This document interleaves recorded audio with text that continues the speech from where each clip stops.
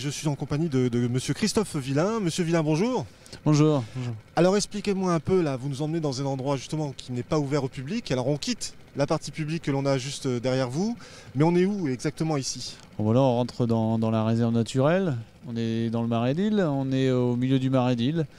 Et en fait on est sur le cours de la Somme, ni plus ni moins, qui s'étire parfois sous forme d'étang. Donc là vous nous emmenez encore plus loin au cœur du Marais, à la rencontre de personnes, de techniciens qui sont chargés de maintenir cette réserve au top en fait, au niveau santé, qualitatif pour les soins et pour la qualité pour les animaux notamment.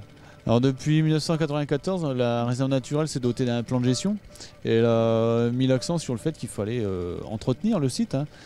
Sinon on risquait de voir le site dériver sous la forme d'une unique forêt, quoi. Et c'était pas ça qui faisait la richesse du Marais. La richesse du Marais, c'était la mosaïque des milieux qui existaient. Étangs, mares, fossés, roselières, forêts de sol ou d'aulnes. Et donc on essaie de maintenir cette mosaïque par un entretien annuel.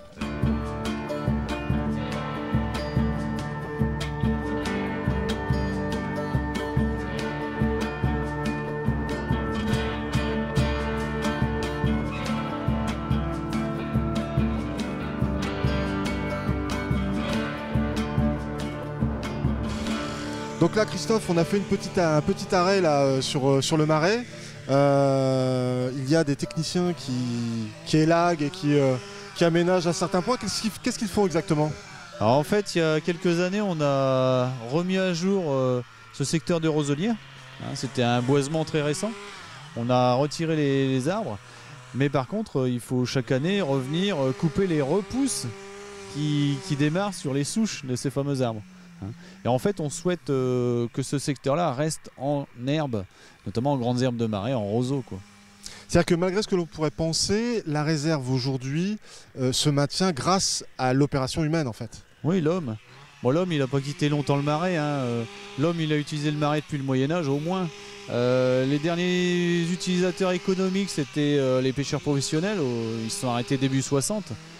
Et bon, il y a eu un petit creux, il n'y a eu plus personne qui intervenait dans le marais. La forêt a repris ses droits parce qu'il n'y avait plus personne qui coupait les herbes, les arbustes, les arbres pour les utiliser. Et en fait, on s'est rendu compte que la réserve ne pouvait pas se suffire à elle-même, quoi. L'homme en faisait partie, et notamment en consommant une partie de ce qui pousse.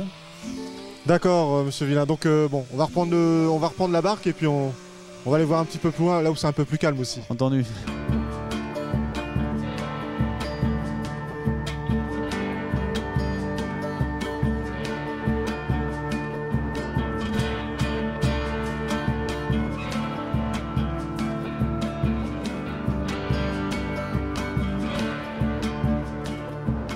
Alors voilà monsieur Villain, donc on a dû quitter l'équipe de techniciens qui étaient en plein réaménagement ou déforestation des jeunes pousses d'arbres qu'il ne faut pas avoir dans cette roselière.